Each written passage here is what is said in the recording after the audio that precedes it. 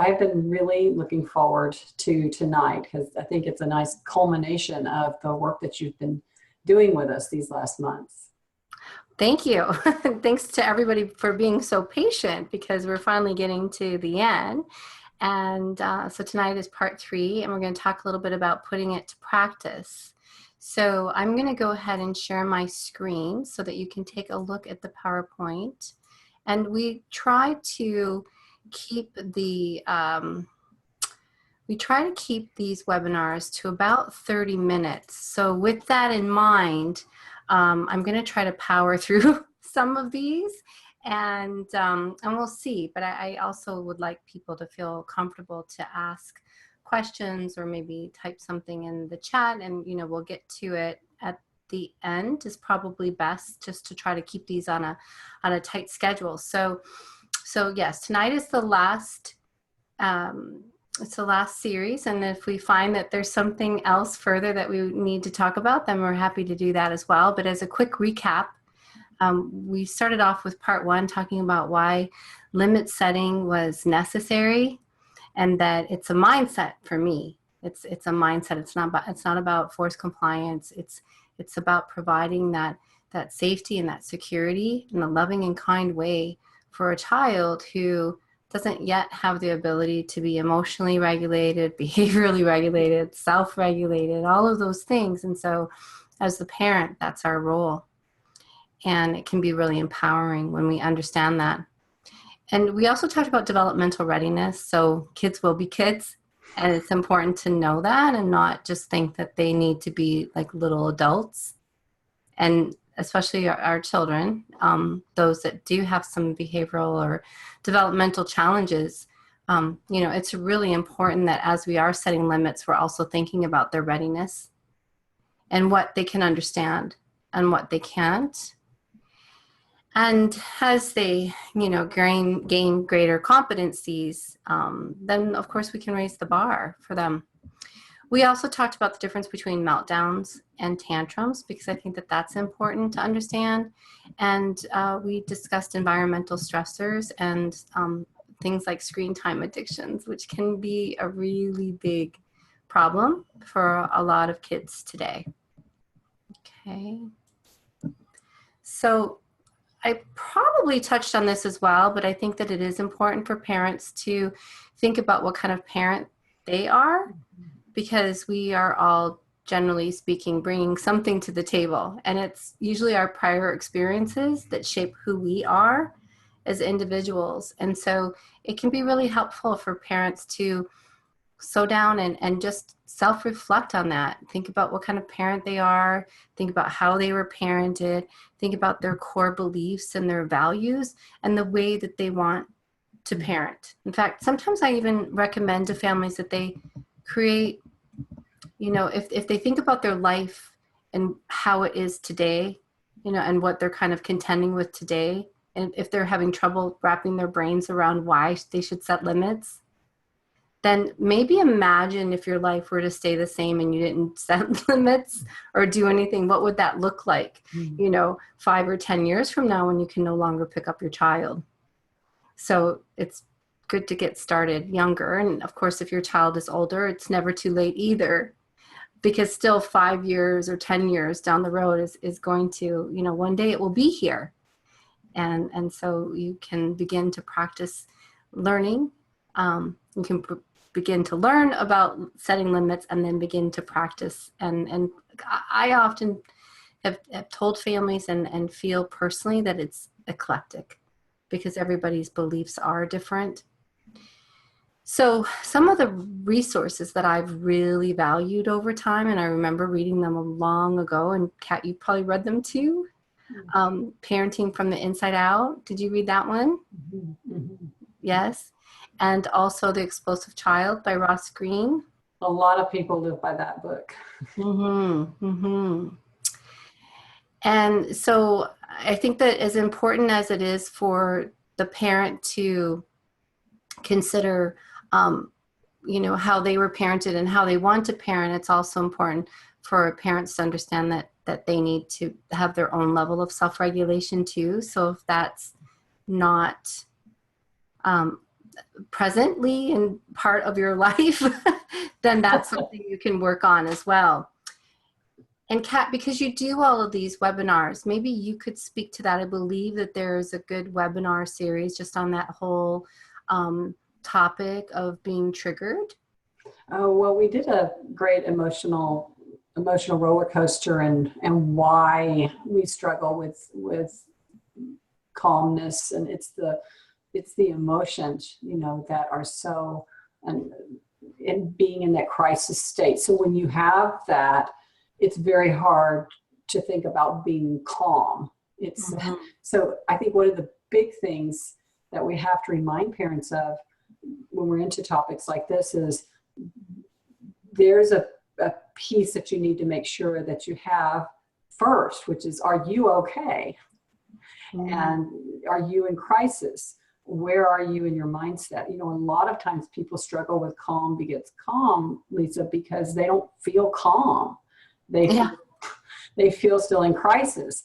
And a thing that occurs seems huge to them when it's just really something that kids do, but all they can do is see it through this diagnosis that they got. So it's important, I think, and a great thing to realize, if you're not being able to do that, you may not yet be at a place where you've taken care of yourself enough, which is often very hard for parents to think about themselves, I think. Right. And it is part of our RDI program. And so if you're kind of in that place, know that that other webinar series, the Emotional Roller Coaster series, which you did with, I believe, Sarah Wayland, would also be a good adjunct to this limit setting webinar, or maybe a precursor even. So, so with that it said, we want parents to know that it's really important to stay regulated. And I remember as a younger parent, when my children are little, they're 19 and 22 now, that I used to have a mantra, which was, this too shall pass. And that was my way of just saying, you know what, like, this is just a moment in time that I don't need to get all tangled up in, because I need to just focus on staying calm right now. And then the rest of it, in terms of the limit setting, it did get easier. It was easier to not be reactive, but rather to be proactive. So that was something that really worked for me. Did you want to say something? Well, I was just thinking about, I've heard you speak so many times, and you speak so beautifully about the judging eyes. When you be at an event with your boys and you felt like you had eyes on you. And I think that really happens when parents are trying to set limits with their children in public or in front of people, because they feel these eyes like, And I've told people a lot of times it's actually not always the case that people are paying that much of attention. It just feels that way, and I think that is the stress of part of this whole thing, is it lends people to think that things are almost like hyperbolized, and it's actually not as bad as you feel. And then, I think too, this sounds kind of flippant, and I don't mean it that way, but to think about when you're engaged in these things, if you're in public or trying to set a limit or public, and you're at that place where you can try to do that, most of these people you're never going to see again anyway. So we're worried about things sometimes, Lisa. What I'm saying is that actually we wouldn't normally be so worried about, but it's a result of what we've gone through. And so it's really hard to step outside of ourselves and see that we're doing that. But we can't breathe and stay regulated if we're hyperventilating, right? About these things. So it goes back to taking care of yourself. Most definitely. And I like just saying that we needed to go to the car, have our little time in the car, and again. I love that. Yeah. So with respect to the mindset of a parent, I like to also steal Ross Green's words, where he said that we can consider ourselves our child's surrogate frontal lobe. So until they can do better, we can be there to help support them through it. And finally, I'd like to just say that setting the limit teaches the lesson, and we should resist temptation to be punitive. I mean, sometimes, and I'll talk about that a little bit more in our chat today, but certainly there are some consequences sometimes, but the whole idea of helping to establish these boundaries and these limits is to help a child understand what's okay and what's not okay. Mm-hmm. And so that they can do better the next time, or they can do a little teeny bit better. Maybe we can do a little bit teeny bit better the next time, because it's a process, right? It's not like you're setting limits and now everything's going to be fine. It's always a reflection of ourselves as guides too, which it's always two people, and at least, and I think that is something overlooked sometimes. Well, yes, and it's a good point, Kat, because we don't expect parents to be good at this right from the get-go. I mean, there's so many different things that can come into play with this that needs to be considered. And I don't think I'm going to even be able to do a good enough job to help parents consider all aspects of things that they need to consider when they're thinking about this. But it includes looking at other factors, environmental factors. It looks at the parenting style. Are you and your spouse both on the same page? I mean, there's so many different things that are going to, is there screen time addictions? Is there a real history of not setting limits for fear of rocking the boat, and so you're walking on eggshells, and the child, you just can't come in hard and heavy and expect the child to think like, that's okay. Right. And for yourself too, I have friends who are parents who just their parenting style was not going to be one where they set a lot of limits, and now they've realized they need to set limits, but they ask too much of themselves right up front. I mean, the parents, it needs to be a little bit. So you're right. Because we're individuals as parents and as children, there's so many factors that we have to take into account. But one of the things I think is so beautiful about the work we do in RDI is that we do look at both social partners, not just our eyes only on the child, but we look at ourselves too. Most definitely. So what does set limits about? Like, if this is kind of new to you, then how do you get started? Well, it's if you think about it, it probably will become clear to you if there's an area, because it's really safety first and foremost. And so that is probably going to be, one of the biggest things that's going to come to mind if there's a safety concern at all. Of course, respect is important.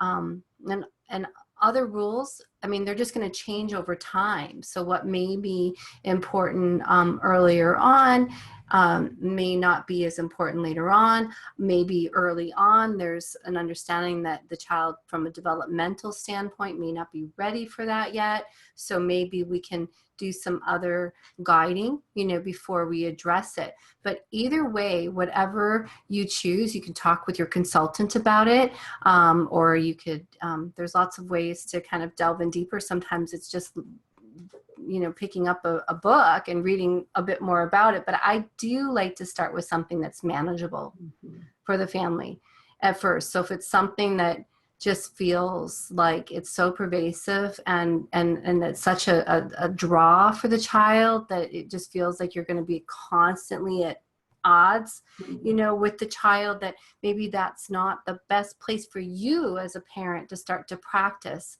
so that you can gain some competency around that area. So I like to start with something that's manageable and something that both both mom and dads or extended family members, if they're helping rear the children, that everybody can agree on it. So things that I've talked with families about in the past would be something, kind of simple, like climbing on cupboards or climbing up shelves is something that, okay, can you consistently address this on a regular basis? Because it's a safety concern as well for the child. So again, it's a collaborative discussion that I think really needs to happen with the family. I like that you start with something manageable, because when folks jump in and just try to set limits on everything, it feels like one, and I would include myself in this, would be doomed to failure because it's too much. And so I think one thing that does happen to parents, I don't know if all parents, but is when they really start thinking about setting limits, they start seeing all these areas that they need to set limits in. So there is a temptation to do something not manageable. So I really appreciate that point. Okay, good. Okay, and so here's just some basics. I mean, I don't think you can go wrong with these. Mm. So just some 101 basics. You want to make sure that you're going to be consistent. So that goes back to that manageable goal that you can consistently do, that's fair, and it's developmentally appropriate for your child. You want to make sure that you're using really clear, direct communication with concrete words and short sentences.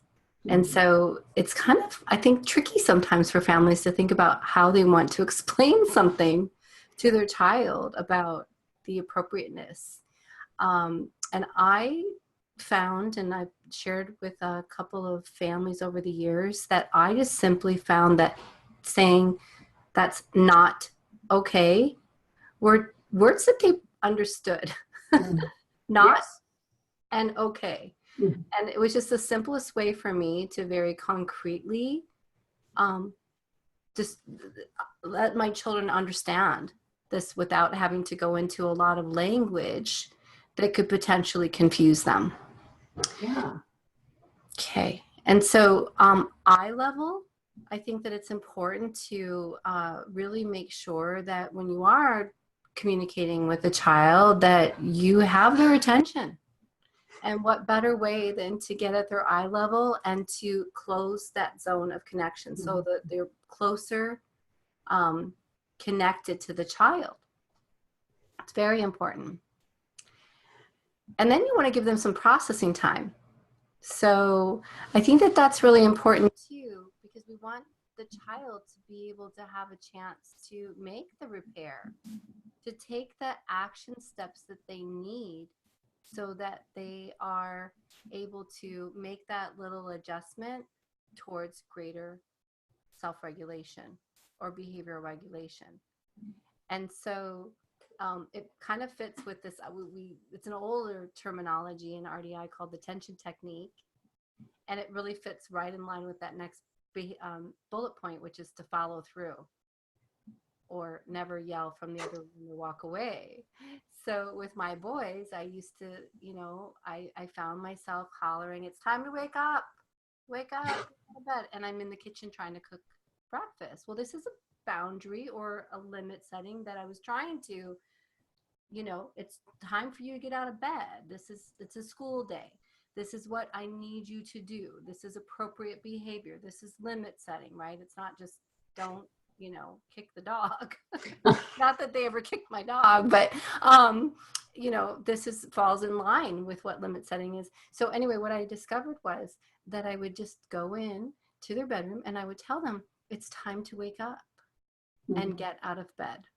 Actually, I don't even say they were already awake, but I would say it's time to get out of bed. And then I wouldn't leave. I wouldn't repeat myself. I would stand there until they got out of bed. And it was pretty cool. I didn't have to do that too many times, too often, for more than, standing there for a few minutes. But they got the hint pretty quickly when they realized she's not going anywhere. She's not leaving. Yeah, it looks like she's going to stand here until I take, repair action. Yeah, it's one of my favorite stories. So we want to avoid repeating yourself. But that goes back then, you want to make sure that your communication is very clear. So if you're not sure if it's really clear, go ahead and maybe rephrase it or, give the communication again. But we want to also give the rationale if we can, which could be once the table is cleaned up, we can have our snack, or we need to, once we need to tidy up the toys so that we can leave for the park, or whatever it is, versus the limit is, clean up your snack. And then, well, why? Because I said so. We want to avoid that. Because I said so. They want to know why. They want to know why. So we want to also make sure that we're not overcompensating for our kids. And then that goes back to the developmental readiness too. And we do want to raise the bar, and we want to allow children to do things for themselves if they can. That means picking themselves up off the ground if they can. Pick themselves up off the ground. Now, if they're really emotionally out of sorts and say they're coming undone, then, you'll need to keep that in mind, and that there's some times where they're going to need a little bit more emotional help and they've kind of lost their bearing because they're in the middle of a meltdown. But generally speaking, we want to also think about, not doing too much for our kids, because now we're creating children who are not learning to develop their own abilities to take care of themselves. Okay. So again, I said breathe here. Breathe. I think I said breathe on many different Breathing is important. pages. I've got to tell you a funny consistency story about my son. I know you'll die laughing, picturing me doing this, but he probably was 7 or 8, and we're living in a house that had a pool now, and he was a great swimmer. And so I'll put it into a nutshell. He decided that the best way to avoid having to get out of the pool, and when it was time to get out of the pool, was when I would start to say time to get out of the pool, he would go underwater. And then he would get out from underwater like he didn't hear me. And then I'd start to say it again, and he would go underwater. Oh my goodness. And so I'll be like, Daniel, time to get, but before, he'd be swimming underwater like, what? So yeah. And I knew he could really hear me, like he knew. And so I was like, I'm not being consistent. And I said, if you go underwater again, I'm coming in there after you. And I started saying again, he dove over the water, and I was fully dressed. I mean, folks, I had on my clothes, and not just gym clothes. I mean, real clothes, not dry clean clothes, but real clothes. He didn't think I would do it. I jumped in the swimming pool, and non-punitively, I just plucked him up and said, time to get out of the pool. There you go. My shoes and everything. It was hilarious. He never did it again. I mean, it's not perfect. He didn't want to get out of the pool, but he didn't go with that little clever new thing that he had.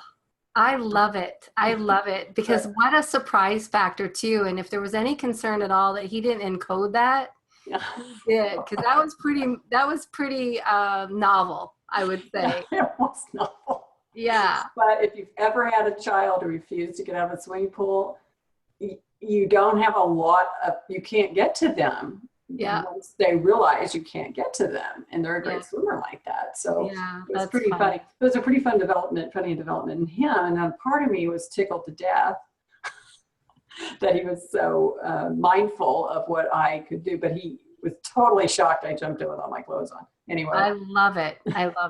Priceless. It's priceless. It's a great memory. Yeah, it is. It's an awesome memory. So thank you for sharing that. I love it. Yeah. So when we're also thinking about limit setting, sometimes we can think about redirection, and this can just help a child who may not be developmentally ready to move away from the object, the focus that you don't want them to engage with, to something that you want, to something more appropriate that you want them to engage with.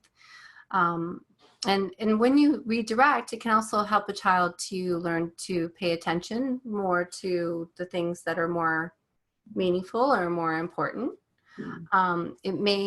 Redirection can reduce confusion for a child who may not be developmentally ready, or they might have a real challenge in terms of comprehending why they can't have or do something. So there is a time when it's easier, I think, to start to get to know the child, and to just, for any child, when we're thinking about their developmental readiness, for a much younger child, it's just easier to redirect.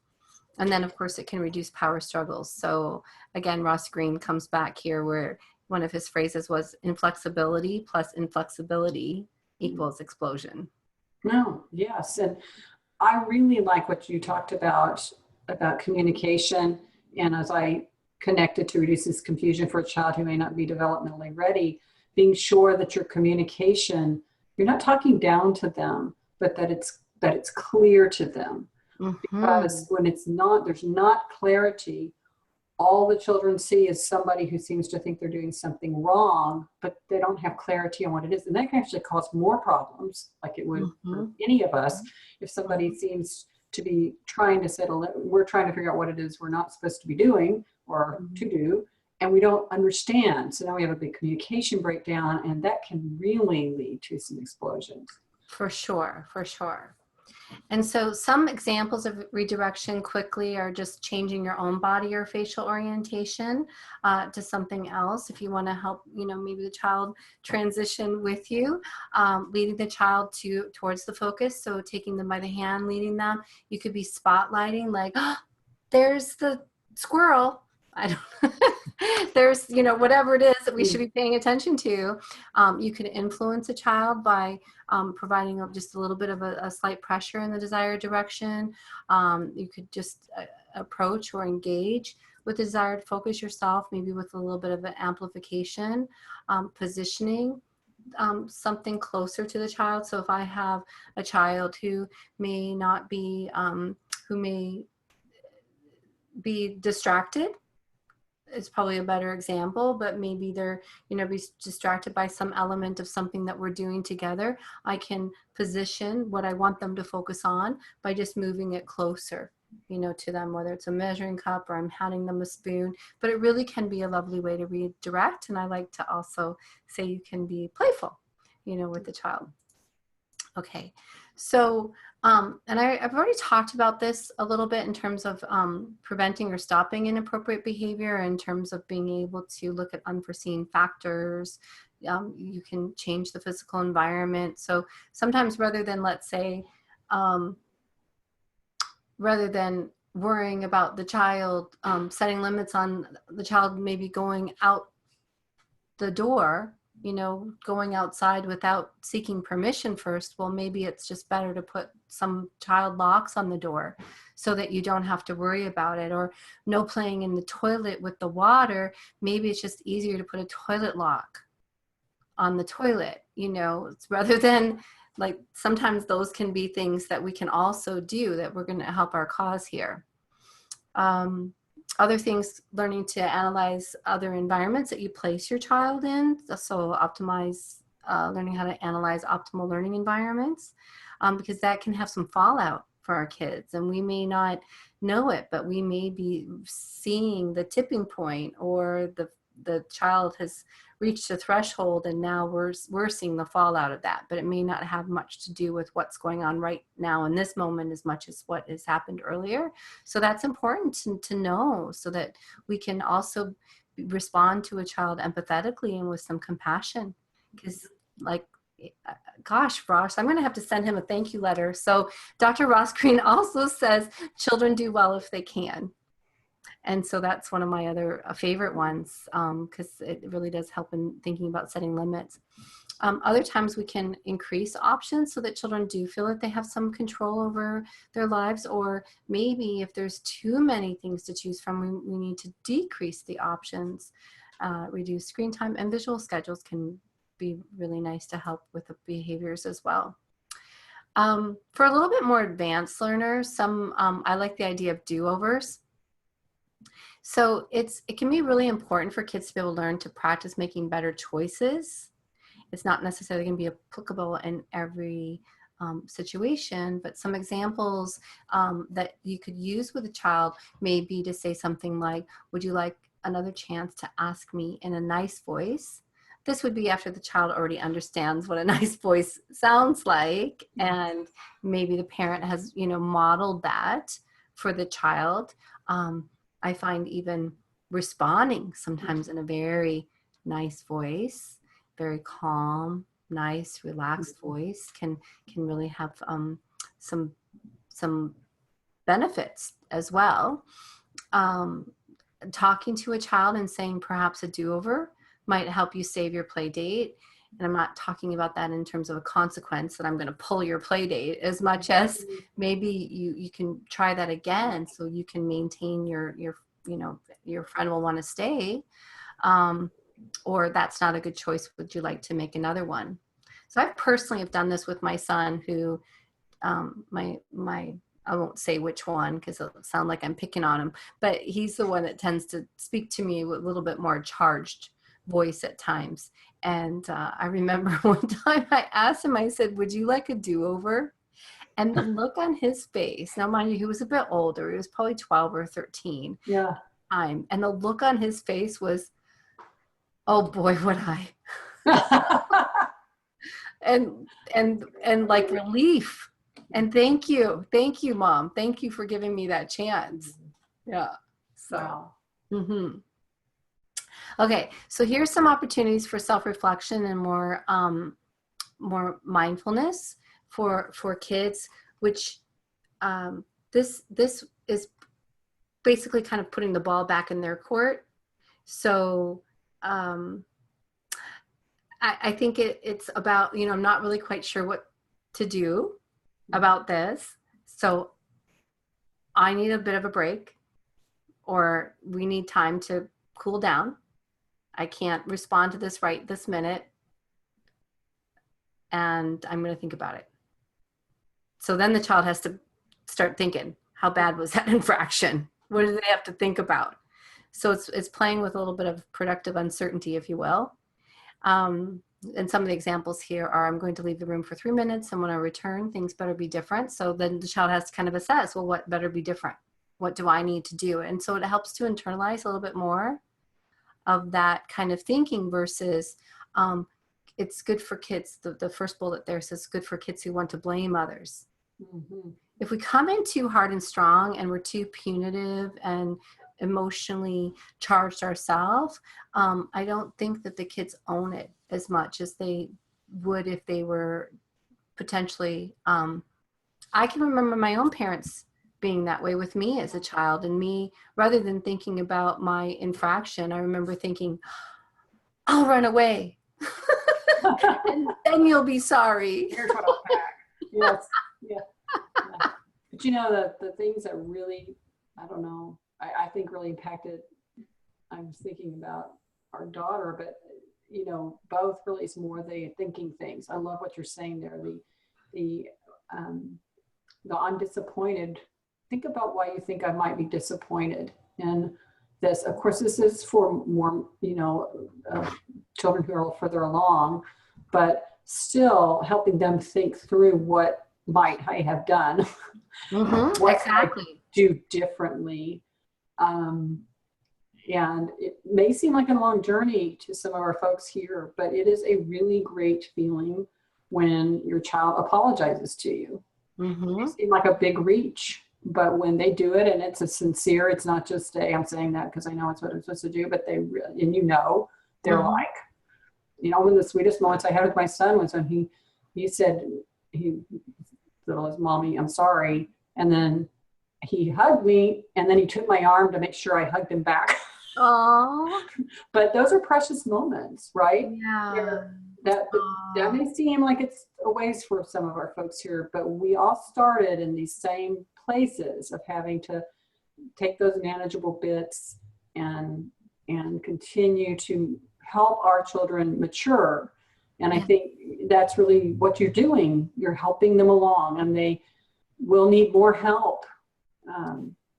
And what you just said is really important too, because if you really focus on building that connection and that, just having an attuned, connected relationship, then the actions that your son demonstrated said that was really important to him. Oh, yeah. That really mattered. Yeah. And being able to, those other developmental pieces of being able to appreciate that, your perspective might be different than mine, and you didn't really love that I did that, and right. I would rather us be okay than for me to be right. And I think all of that, which you always, as we know as moms, you never take for granted these things as they come along. Mm-hmm. It's something that you treasure as they come along. Mm-hmm. And that includes all of these things in limit setting. Yes. And so the third bullet point, I decided to change the term from, well, the classic was, I will, wait till your father gets home. I know, I saw that. But again, there's kind of that uncertainty, Oh, and then back to that one where you apply the tension, because even in that case, the parent's not moving. There's this uncertainty of, okay, well, what do I need to do? And so they need, they internalize it a bit more. So with respect to rewards and praise, I'm just going to touch on that briefly, because we do want to really, in RDI, we really want to limit material rewards.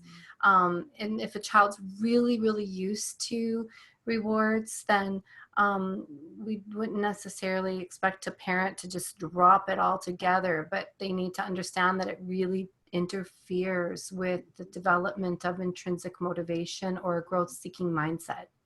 So I could go on and on about that. And I do have a webinar that I'll be putting out soon about the perils of external reinforcers or rewards. And so I think that there's also, I'm sure Dr. Gutstein has probably talked about that as well. So anyway, so we definitely want to phase that out. And if we do give rewards, we want to keep them small. If earned over time, are very moderate, and the praise is fine, but if on a specific, as long as it's specific and meaningful and it's not effusive. So I've used rewards, but only in very limited circumstances where, well, and that was actually, at first, all rewards were used, and then I had to undo that because we'd come from a different kind of therapy before we found RDI. And and then my son had that mentality, well, what do I get? yeah, And I said, well, you know what you get? You get to be a member of the family. That's what you get.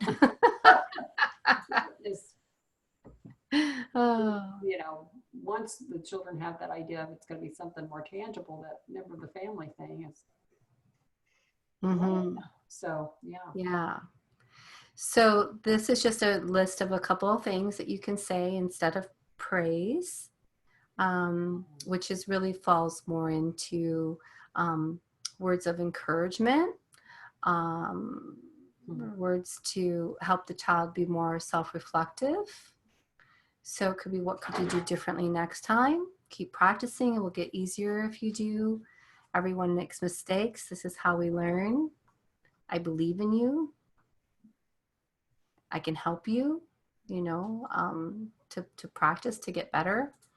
And with that said, you could practice the appropriate type of behavior that you would like the child to learn, but you want to make sure that you're not trying to practice or reenact when the child's super stressed out. No.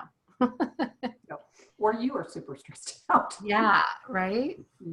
And then you can start to create a list of strategies that work personally for the child. And so I think that those strategies that you choose are the ones that you've tried out. There may be ones that you try and that you do with the child. You may invite the child to try. Depends on the child's age, of course. If they're very young, some of these aren't going to make sense. But even if you're breathing, it's a known, I'm sure there's lots of research out there because I hear everybody talking about it. And I've tried it myself with clients. If I focus on my own breathing, it really does help. It really works. So exercise, yoga, just on a regular basis can be very calming for a hypersensitive nervous system. Counting backwards from 10, a distraction could be like a redirection to name things that are yellow or start with the letter B. Cuddling, singing, storytelling. I know one of my clients found it hard to come home from school. They thought, well, let's go and get some of that energy out from the playground and then come home. And then home was when there seemed to be this big fallout. But over time, the family realized that it was part about coming down. It wasn't necessarily that there was so many bad things happen. It's just that, once we're in the home and it's winter here in Canada, or whatever time of year for that matter, once you've been in school and then playground, a lot of gross motor play, and now you're home. The child was just having a hard time bringing his nervous system down. So they made a nice big tent. They didn't make a big tent. They got one of those pop-up tents. Sorry. And they just put it in a nice nook in their home, a little corner in their room, of their family room. And then he got to fill it with all his favorite things. Okay. And so some of my other clients have gotten those elastic swings. I don't know what the name of those are, but Elastic swings. that sounds good. I like that name. That sounds Yeah. good. Yeah. So consequences are not given for intentional or mindful infractions or disregard. Consequences are given, can be given for intentional or mindless infractions or disregard, but not for innocent mistakes or where the best efforts are involved. But really what I want to emphasize about this slide is that it's really important that the consequence is natural, what makes the most sense, Right. And it can be conveyed in a manner that's not punitive. So it's about establishing the lessons for future self-regulation. So if the child can't seem to play with the toy properly and they're going to damage it, then it's not about, I'm going to take that toy away from you and punish you for this, as much as it's clear that it's difficult for you to play with that toy appropriately. So for now, I'm going to need to take it away, and we can practice again where you can try to control yourself more the next time. Or I think natural consequences and consistency and all these things are so key. And I'll tell you another quick story. I know we're running out of time. I'm telling little stories on my son, but just keep in mind he was really little when he was doing these things. But that's okay. He became a little, when he was really young in a pool. I told you he loved it, so he decided he might like to become a nudist in the pool. So, so he would go underwater because he knew I wasn't going to let him take his swimsuit off, and try to take it off underwater. So water mama would basically extract it. And I said, if you're not going to keep your swimsuit on, we're not going to swim. And that was a natural consequence for him. And it worked perfectly. Because once the first time, it was like, well, we're not going to swim because you have to keep your swimsuit on. And those are the kind of things, Lisa, I brought it up because those are the kind of things that parents can see their children do in their pool or whatever. And like, what if they did that in public or friend's pool, some kind of, and if you will deliver that natural consequence, not punitive, it's not a punishment. You can't swim without your swimsuit on. Sorry. It really makes an impact. And wherever your child is communication wise, they will get that.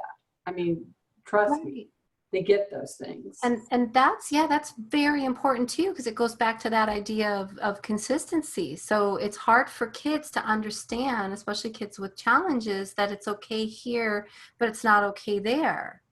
So if you're letting your child swim, at home in a place that's not as public, or it's okay to pee outside, but it's not okay to pee outside, in different places. They're just things that you kind of got to take into account with our kids, where they're not able to really, that gray area is not an area that they're as comfortable with. And that's something that we also need to think about, with our kids until they develop that kind of savviness to understand. And the children are very clever, and they will definitely think that their parents will not, it's kind of, this is all kids, that we won't know what to do to set our limits. They'll come up with ways, and they will, how are you going to stop this? And so I think all parenting, children who have difficulties and children who are typically developing, is a challenge. It's a series of challenges for us. But it's very rewarding as a parent when you start setting limits and you realize that you have the tools to set those limits. It's not that you don't have them. You do have them.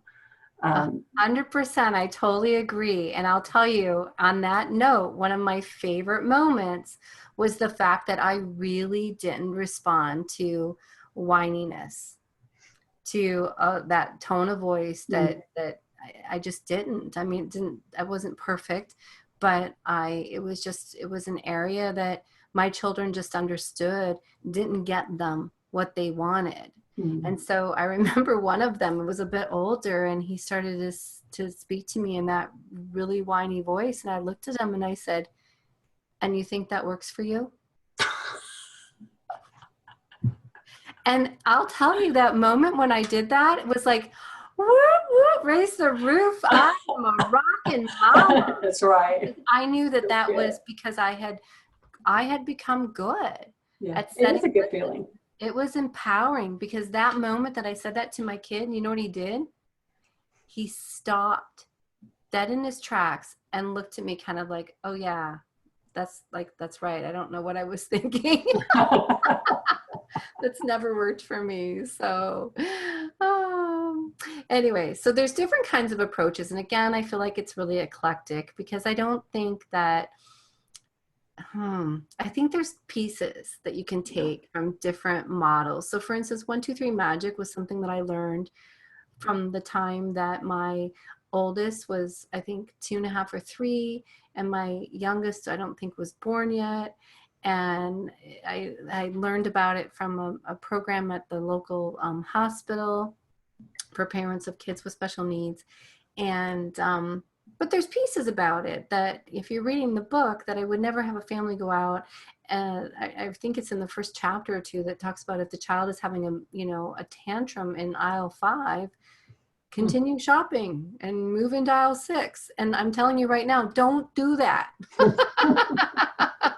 And I don't know if it was an old book too. I'm sure they must have revised that in themselves. But I think that the 1, 2, 3 magic is really clear, and it provides that consistent framework for families. So if you take everything else that I've said into account, and you understand that it's not about this authoritarian parenting, it's my way or the highway, but that it's a mindset, and 2 can actually be a do-over. 2 can be a chance to say, okay, this is the boundary, this is the limit, and you're really approaching me taking that toy away, for example. And it's very clear, and it gives the child a little, more processing time. I like the idea of time-ins, and I think when I first discovered that idea, and I think it's everywhere out there today, but I'll give props to Gordon Newfield in his book, Hold On to Your Kids. I think chapter 10 talked about that, and I'm going back like 15 years now. So I like the idea of time ins, because as a child with autism, sometimes maybe that's music to their ears to say, go to your room. Okay. Love to. And then No Drama Discipline is a newer book, and that's Daniel Siegel. And I just think it's a little bit more complicated. So it would be for the older child, where you'd be able to have more discussion with them, as is the Collaborative Problem Solving Approach by Dr. Ross Green. I saw Dr. Green and I said, cognitively, how old does a child need to be in order to engage in this approach? And he said 3 years of age cognitively.